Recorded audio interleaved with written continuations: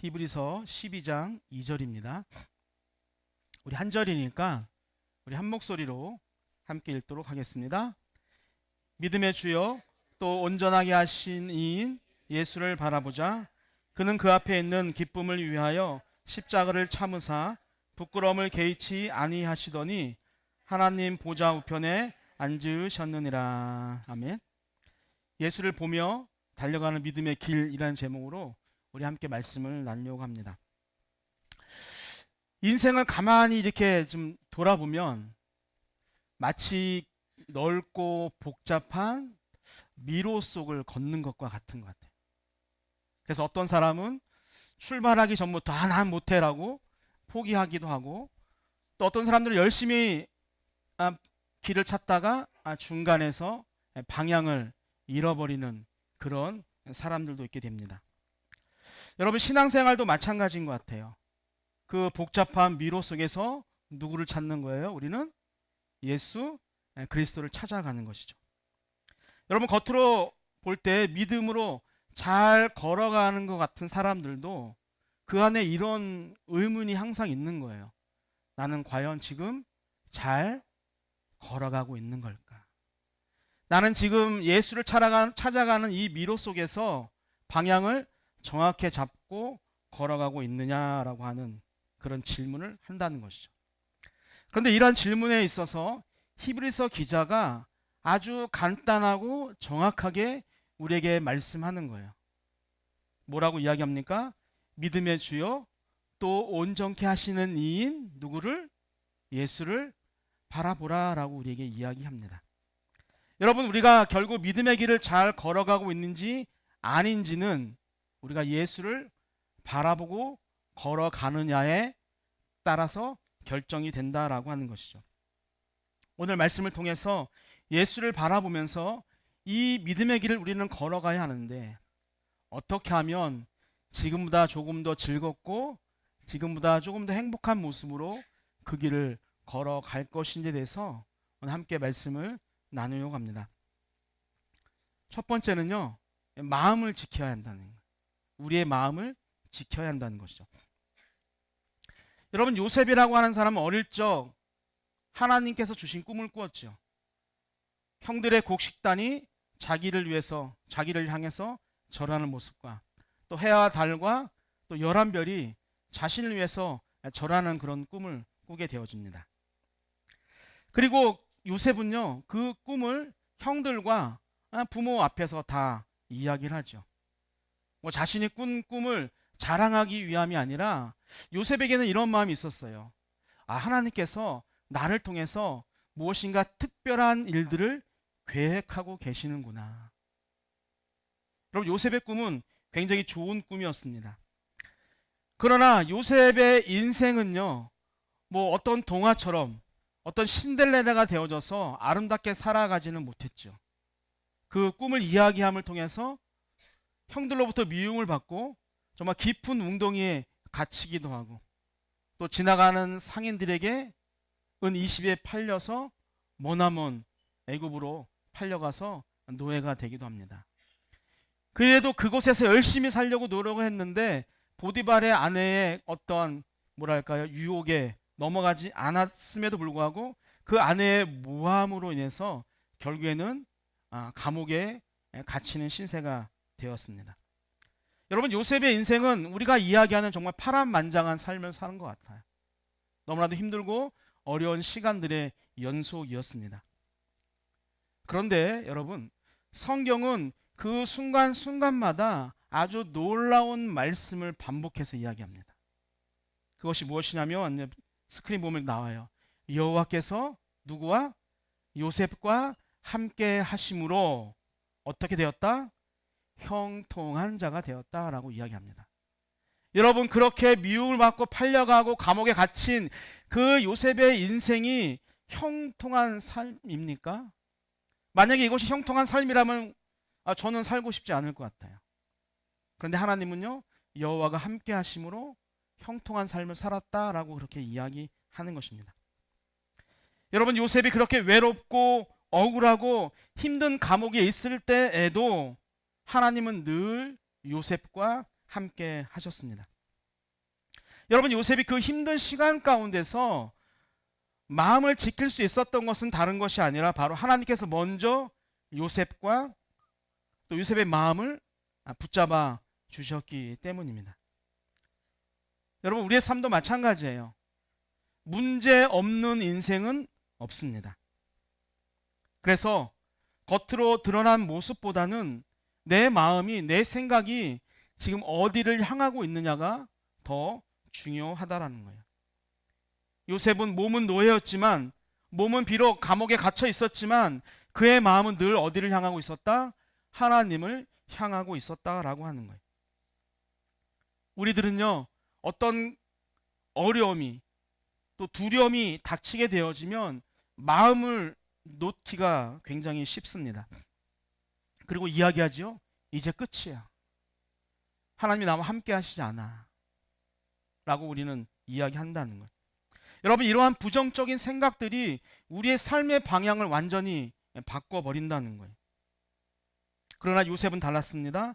외로운 시간에도 마음을 굳게 잡았고 힘들고 어려운 상황 가운데서도 절대로 하나님을 원망하지 않았습니다.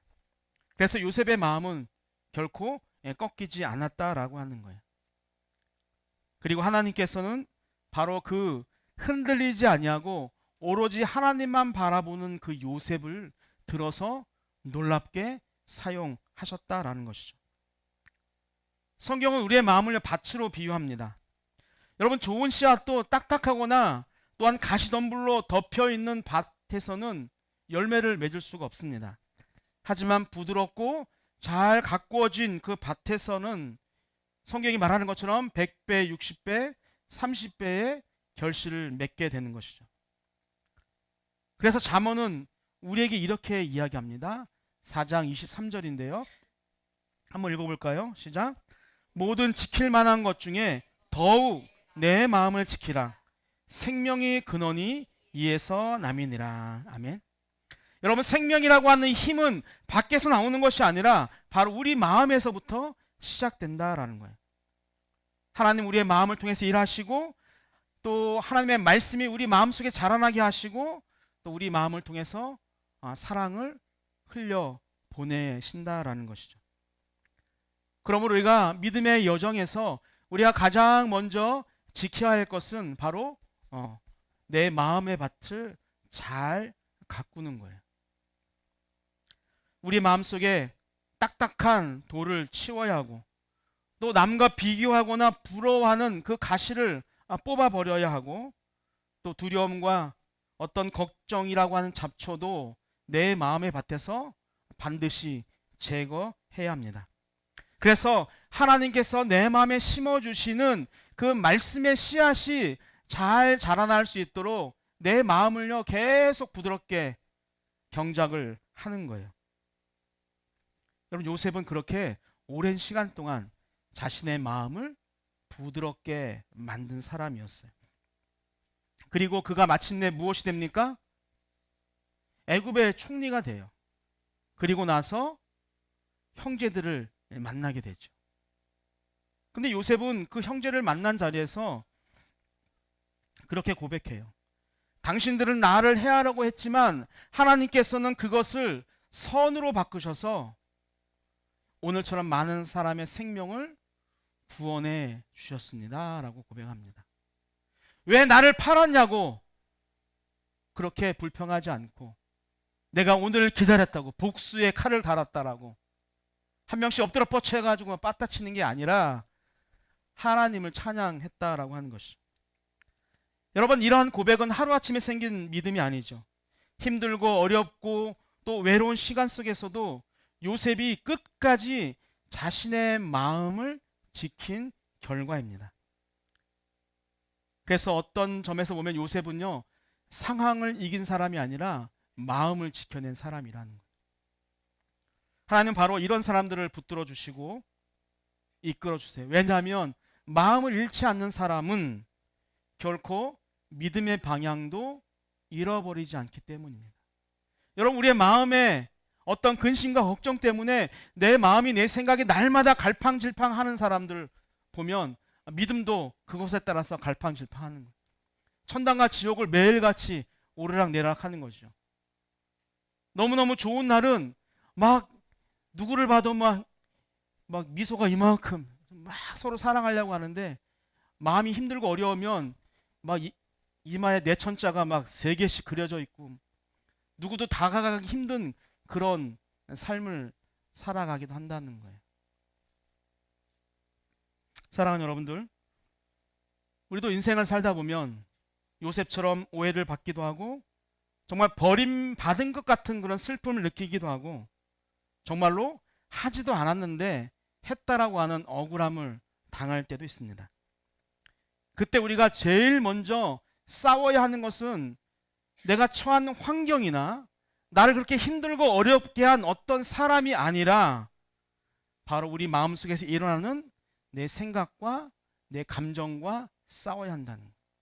그러니까 내 생각과 내 감정이 잘 다스려지면 어떠한 환경에 내가 놓인다 할지라도 그것을 이겨나갈 수 있는 힘이 생긴다는 거예요. 그러나 내 앞에 놓인 어떤 어려움과 고난과 고통이 난이도 2, 3 정도만 돼도 내가 온 세상의 짐을 다 짊어지고 살아가는 것 같은 느낌을 받는다는 거죠. 그럼 그 두려움 앞에서, 그 어려움 앞에서 나는 무너질 수밖에 없는 것이죠. 여러분, 우리가 환경이 힘들 때 우리의 마음을 놓아버리면 그 순간 우리는요, 믿음의 길을 잃어버릴 수밖에 없어요. 그러나 그 환경과 그 상황 가운데서 우리의 마음을 잃지 않으면, 우리의 마음이 하나님을 향하게 되어지면 그 칠흑 같은 어둠 속에서도 우리가 걸어갈 길이 보인다는 거예요. 살아가면서 우리는 많은 터널을 지납니다. 왜 우리가 지나가는 터널은 그렇게도 긴지. 우리가 강원도 가는 길에 가장 긴 터널이 한 10km가 넘는 터널이 있어요. 한 10여 분 이상을 계속 터널로 가는. 하지만 그 터널도 10km만 지나면 밝은 빛이 비치는데 왜 우리가 걸어가는 인생은 그 터널이 끝나지 않을까? 이세영 집사님, 그죠? 끝날 듯 하는데 여전히 잠깐 해가 뜨고 다시 또 터널, 이런 삶을 우리는 많이 살아간다는 거예요. 여러분, 그렇지만 지금 당장 결과가 내 눈에 보이지 않아도 괜찮다는 거예요. 하나님은요, 마음을 지키는 자를 반드시 지켜주시고 또 그렇게 마음을 지키는 자를 통해서 놀라운 하나님의 일을 이루어 가신다라고 하는 거예요. 그러니까 교회도 마찬가지겠죠. 하나님을 바라보는 성도들이 모여있는 교회를 우리 하나님은 반드시 지켜주시고 또 그 교회를 통해서 하나님의 놀라운 계획을 이루어 가신다라고 하는 거예요. 우리 청년들이 오늘 고백했던 것처럼 저는 금요 예배 때 2년, 5년이라고 했는데 여러분 믿음이 커. 10년. 10년 동안 하지 못할 것을 우리 청년들이 단 이틀 동안 머물면서 하는 그런 역사가 왜 일어날까요? 청년들이 하나님을 바라보기 때문인 거죠. 15명의 간증의 글을 제가 다 이렇게 읽어봤어요. 인스타에서 올라와서. 모두가 다 희주처럼 가기 전에 다 힘들어 했더라고요. 보니까. 저는 잘 몰랐어요. 다들 만나면 기쁘고 행복하게 하며 준비하고 연습하는 것 같아서 우리 아이들은 정말로 행복하게 성경을 준비하는구나, 아무런 문제가 없구나라고 생각했는데 그 글들을 읽어보니까 많은 청년들은 첫 선교고 또 많은 청년들은 자기가 해야 할 모든 것들을 내려놨고 또 경제적으로 어려운 청년들도 그 돈을 마련하기 위해서 정말 피나게 그 돈을 모았고 그렇게 힘들고 어렵게 선교를 준비했더라고요. 왜? 저한테 잘 보이려고? 이준이? 나한테 잘 보이려고? 마지막까지 회사에서 월차를 안 내준다고 해서 마지막까지 고민하고 근심했는데 다행히 월차를 내줘서 함께 다 할 수 있었단 말이죠. 그렇게 어려운 시간들을 그들이 이겨나갈 수 있었던 것은 다른 문제가 아니라 그들의 마음이 변치 않는 하나님께 향하고 있었기 때문인 거예요. 사랑하는 성도 여러분들, 우리도 그렇게 다른 것에 마음이 생각이 흔들리는 것이 아니라 마음을 어떻게 주님께 향하는, 주님께 맡겨드리는, 내 마음을 지키는 그런 우리 산돌의 공동체가 되어지길 소망합니다. 그럴 때 하나님은요, 우리가 생각하지 못하는 놀라운 일들을 반드시 이루실 거예요. 지금 우리가 뭐 100여 명 정도 모여서 예배를 드리지만 산돌교회가 모르겠어, 제가 있을 때는 모르겠지만 1000명, 10,000명의 놀라운 부흥이 일어나고, 저 대동월드를 다 사고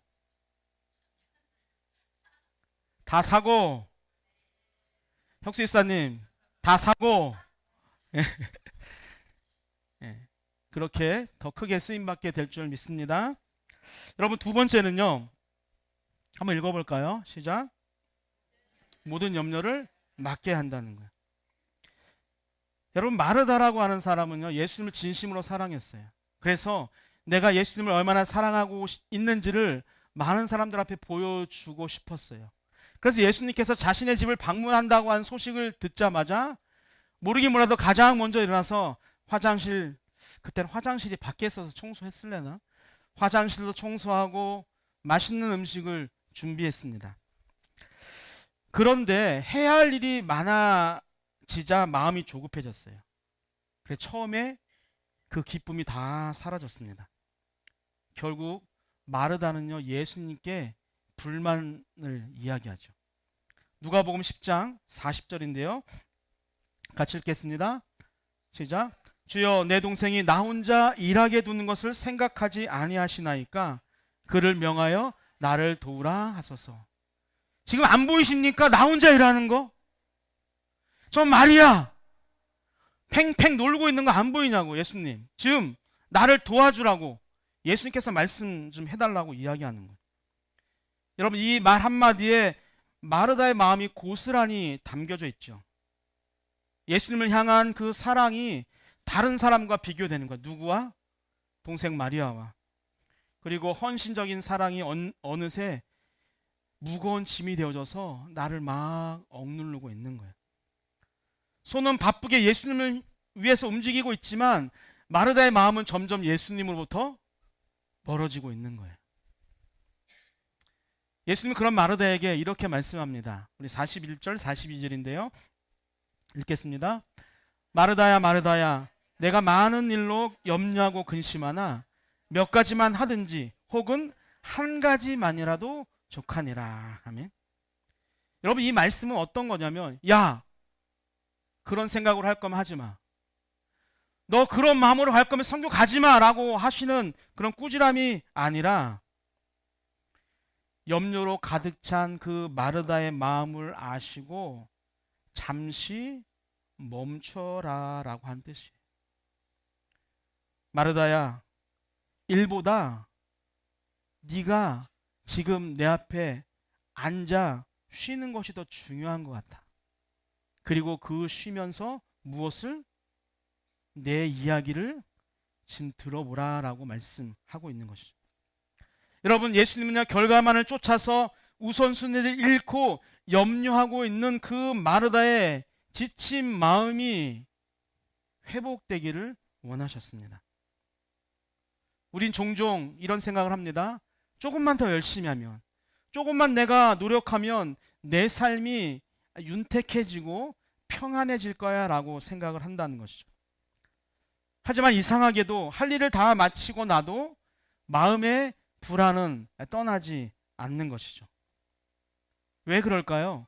진정한 평안이라고 하는 것은요, 일을 다 마쳤을 때 나에게 다가오는 것이 아니라 내가 주님 앞에 잠잠히 머물 때, 그때 진정한 평안이 찾아오기 때문입니다. 그래서 성경은 우리에게 이렇게 이야기합니다. 베드로전서 5장 7절인데요. 읽겠습니다. 너희는 염려를 다 주께 맡기라. 이는 그가 너희를 돌보심이라. 아멘. 맡기다라고 하는 것은요, 던져버리다라고 하는 거예요. 즉 무엇을 말하냐면, 너희들이 가지고 있는, 너희들의 마음속에, 생각 속에 가지고 있는 그런 어려움과 두려움과 염려를 누구한테? 하나님께 다 내어 던지라고 하는 거예요. 여러분, 우리가 계속 짐을 지고 있으면 우린 지칠 수밖에 없어요. 마음이 점점 무너질 수밖에 없다는 거예요. 그런데 그 짐을 하나님께 던지면 신기하게도 마음이 자유로워지는 것이죠. 나를 억눌렀던 그 짐이 다 사라지게 된다라고 하는 거예요. 하나님은요, 우리가 염려 때문에 하나님의 일을 하면서 힘들게 일하는 것보다 주님 안에서 쉬면서 하나님을 믿고 의지하기를 원하신다는 거예요. 왜냐하면 우리의 마음이 지치면 아무리 좋은 헌신도, 아무리 좋은 섬김도 오래 할 수 없기 때문이에요. 그래서 예수님이 말씀하시죠. 수고하고 무거운 짐진 자들아 다 어디로 가래요? 내게로 오라라고 말씀. 그러면 내가 너희들을 쉬게 해줄 거야 라고 말씀하는 거예요. 하나님 우리에게 날마다 더 열심히 하라고, 더 최선을 다하라고 말씀하지 않으십니다. 내가 대신 너에게 진짜로 쉼을 줄 테니까 너는 나에게 오면 돼 라고 말씀하시는 거예요. 여러분, 우리가 주님 곁에서 쉬는 그 시간이 다시 힘을 내어서 믿음의 길을 힘차게 걸어갈 수 있는, 달려갈 수 있는 그런 원동력이 된다라고 하는 거예요. 여러분, 마르다가 바쁘게 움직이던 손을 멈추고 예수님 앞에 앉아서 그의 마음을 예수님께로 돌렸을 때 비로소 예수의 말씀을 온전히 들을 수 있었던 것처럼 우리도 마찬가지입니다. 아까 말씀드린 것처럼 문제가 당장 지금 해결되지 않아도 괜찮아요. 우리가 염려를 주님께 맡기는 바로 그 순간부터 우리의 마음의 근심과 걱정이 사라지기 시작한다는 거예요. 우리의 시선이, 우리의 마음이, 우리의 생각이 다시 예수님께로 향하게 되어지면 우리가 걸어가야 할 믿음의 길도 점점 선명하게 보여주신다라는 것이죠. 그리고 더 중요한 것은 바로 그때 하나님께서 우리의 삶 가운데 개입하셔서 하나님의 일을 몸소 행해 주신다라고 하는 거예요. 여러분, 하나님께 염려를 맡기는 사람만이 참된 쉼을 누릴 수 있습니다. 그래서 진정한 쉼은요, 그런 게으름이 아니라 하나님을 믿는 우리 믿음의 아름다운 표현과도 같아요. 목사님들 중에 많은 목사님들이 쉬면 큰일 난다고 생각합니다. 쉬면 죄라고 생각해요. 그러다가 결국에는 얼마 가지 못해서 계속 쉬게 돼요. 왜? 아파서, 일어설 수 없어서, 몸이 다 망가져서. 우리 노예에 시찰에 있는 한 목사님이 두 달을 쉬었어요. 2달을. 여러분, 2달. 8주. 그러면서 사모님하고 둘이서 7주 동안 유럽에 이제 개인적으로 여행을 갔다 왔어요. 노예 때 만났더니 그러더라고요. 목사님, 저는 쉬면은 큰일 나는 줄 알았는데 그렇게 쉬고 이렇게 뭔가를 아내와 함께 시간을 가졌더니 너무너무 자기가 바뀌어 있는 것을 발견했다고. 보는 눈이 달라졌다고. 그러면서 저에게 목사님도 꼭 쉬시라고. 이 말을 하고 싶었어요. 꼭 쉬시라고 그렇게 말씀하더라고. 그전에는 저기 가족공원에 그 선책로가 좀 잘 돼 있나 봐요. 거기를 아내 사모님만 걸으면서 야, 이렇게 아름다운 공기와 아름다운 자연을 막 했는데 가보니 내가 그동안 우물한 개구리였다는 걸 아는 거죠. 우리 홍증희 집사님도 얼마 전에 미국 갔다 오셨잖아요. 저번 주에 잠깐 이야기할 시간이 있었는데 또 가고 싶다는 거예요. 근데 무엇이 없다? 돈이 없어서 못 간다 하더라고요. 여러분, 건강할 때 좀 많이 다니세요. 건강할 때 많이 쉬시기 바랍니다. 오늘 마음속에 여러분 어떤 염려가 있습니까? 그 염려를 꽉 붙들고 있지 마시고 어떻게? 지금 당장 하나님께 맡겨버리시기 소망합니다. 지금도 주님 우리에게 말씀하세요. 너의 짐을 다 나에게 맡겨. 내가 대신 짊어져 줄게. 여러분, 오늘 이 말씀을 믿고 내 마음의 염려와 걱정을 주님께 맡기시길 바랍니다. 우리가 맡기는 그 순간부터 하나님께서 우리의 삶 속에서 놀랍게 일을 시작하실 거예요. 제가 말씀드렸던 것 같은데 내가 일하면 그냥 내가 일하는 거예요. 내 능력에 더 많은 결과를 낼 수가 없는 거예요. 그러나 내가 나를 하나님께 맡기면 누가 일하시는 거예요? 하나님이. 그러니 놀라운 일을 내 삶 가운데서 이루어질 수 있다라고 하는 것이죠. 여러분, 염려를 하나님께 맡기는 것은요, 그래서 결코 포기하는 것도 패배하는 것도 아닙니다. 오히려 내 마음을 하나님께 온전히 맡기는 것은 가장 용기 있고 가장 위대한 믿음의 행동이라는 거예요. 그렇게 여러분의 마음을 주님께 맡기게 되기를 주님의 이름으로 축복합니다. 세 번째, 시간이 많이 갔네요.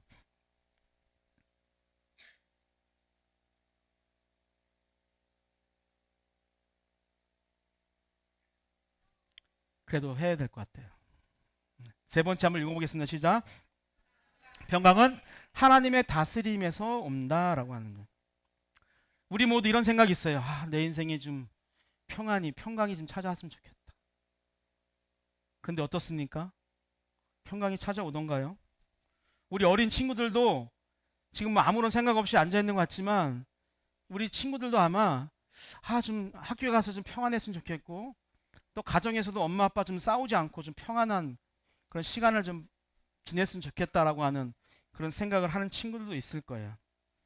그러나 평안이라고 하는, 평강이라는 것은요, 쉽게 찾아오지 않는다는 거예요. 문제는 끊임없이 생기고 세상의 시끄러운 소리는요, 계속 우리를 힘들게 합니다. 그렇다면 우리는 정말로 평강을 누릴 수 없을까요? 그렇지 않다는 거예요. 빌립보서 4장 7절 이렇게 우리에게 용기를 줍니다. 읽겠습니다. 모든 지각에 뛰어난 하나님의 평강이 그래서 예수 안에서 너의 마음과 생각을 지키시리라. 아멘. 여러분, 여기서 말하는 건데 평강은요, 아무런 문제가 없는 삶을 말하는 것은 아닙니다. 오히려 수많은 어려움과 문제들 속에서도 하나님께서 친히 내 마음과 내 생각을 붙잡으시고 다스려 주겠다라고 하는 약속이에요. 무엇이라고요? 평강은 내 앞에 있는 모든 문제가 흰눈처럼 싹 녹아져서 다 없어지는 것이 아니라, 그런 환경과 그런 어려움과 고통 가운데 내가 있다 할지라도 우리 하나님께서 나를 다스려 주셔서 나의 마음에, 내 생각에 그런 것들을 잊어버리게 하시겠다라고 하는 그런 약속이라는 것이죠. 여러분, 이 빌립보서, 이 놀라운 평강의 말씀은 바울이 평탄한 삶을 살 때 쓴 성경이 아니죠. 언제 썼습니까? 감옥에 있을 때 쓴 글이에요. 두 손이 쇠사슬에 묶여 있고 내일 무슨 일이 닥칠지 모르는 그런 상황 가운데서 바울이 이렇게 고백한 거예요. 4장 4절은 또 이렇게 이야기합니다. 읽겠습니다. 시작. 주 안에서 항상 기뻐하라. 내가 다시 말하노니 기뻐하라. 아멘. 여러분, 바울이 기뻐하라를 반복하고 있는 것은 지금 바울이 그 감옥에서도 기뻐하는 삶을 살고 있다는 거예요. 어떻게 그럴 수 있었을까요? 바울은 자신을 둘러싸고 있는 어떤 절망적인 그런 환경보다는 모든 것을 주관하시는 하나님께서 지금도 내가 이렇게 힘들고 어려운 상황 가운데 있어도 나와 함께 하시며 내 삶을 다스리고 있다라고 하는 확신이 있었기 때문이에요. 여러분, 세상의 눈으로 볼 때 감옥은 끝이잖아요. 더 이상 무슨 기쁨이, 무슨 행복이, 무슨 그런 미래가 있겠습니까? 그러나 바울에게 있어서 하나님께서 오히려 복음으로 일하시는 놀라운 현장이 바로 지금 바울이 놓여 있는 감옥이었다라고 하는 거예요. 그래서 바울은요, 이렇게 담대하게 말해요. 나의 매임이 그리스도 안에서 모든 시대 안과 그 밖의 모든 사람에게 나타났다라고 이야기합니다. 비록 바울의 몸은 갇혀 있었지만 복음까지 묶을 수는 없었다라고 하는 것이죠. 쇠사슬은 그의 손을, 그의 발을 묶었는지 모르지만 하나님께서는 그 쇠사슬마저 복음을 증거하는 통로로 사용하셨다라고 하는 것이죠. 여러분, 우리의 마음과 생각이 불안한 이유는요, 뭐 일이 많아서가 아닌 것 같아요. 진짜 중요한 것은 내 마음의 주인이 누구인가에 따라서 결정된다라고 하는 것이죠. 내가 내 삶의 주인이 되어지면 질수록 점점 내 마음에는요, 불안과 걱정과 어둠이 몰려올 수밖에 없다는 거예요. 그러나 하나님께서 내 삶의 주인이 되어주시면 무엇이 찾아온다? 진정한 평강이 찾아온다라고 하는 거예요. 그래서 바울이 이렇게 이야기합니다. 빌립보서 4장 6절 7절인데요. 같이 읽겠습니다. 아무것도 염려하지 말고 다만 모든 일에 기도와 간구로 너희 구할 것을 감사함으로 하나님께 아뢰라.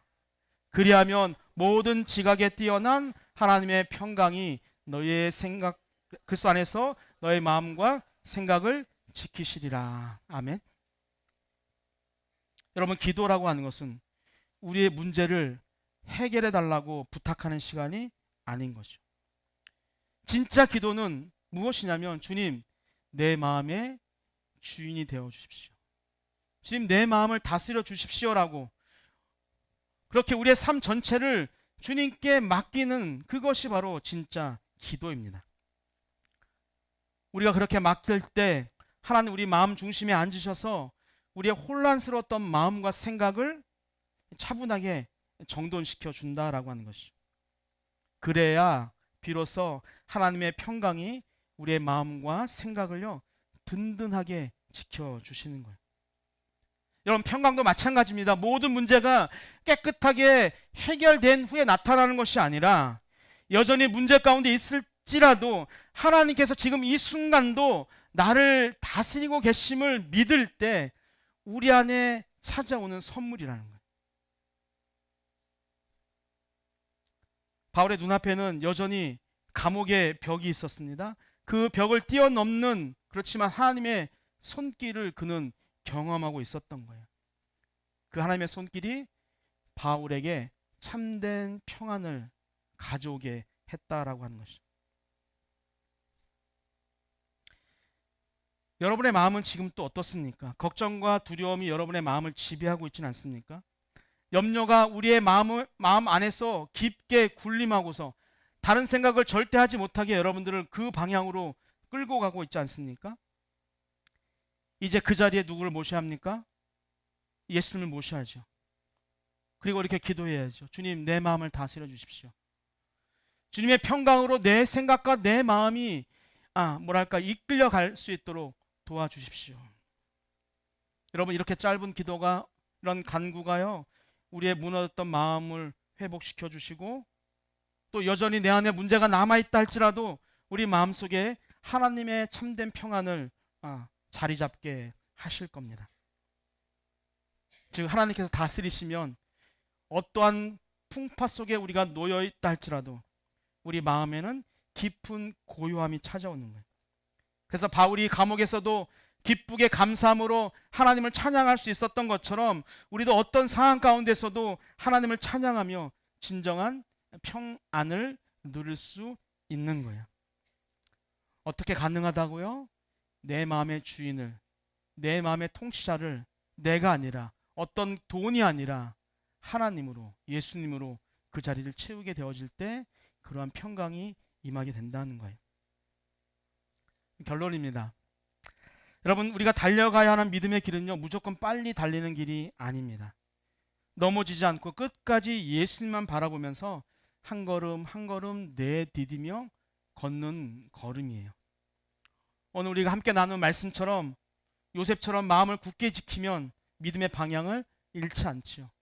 마르다처럼 모든 염려를 맡기게 되어지면 마음의 쉼을 얻게 되어지는 거예요. 바울처럼 내 마음의 다스림의 주인이 하나님으로 인정하게 되어지면 그 안에 진정한 평강이 찾아오게 되는 것입니다.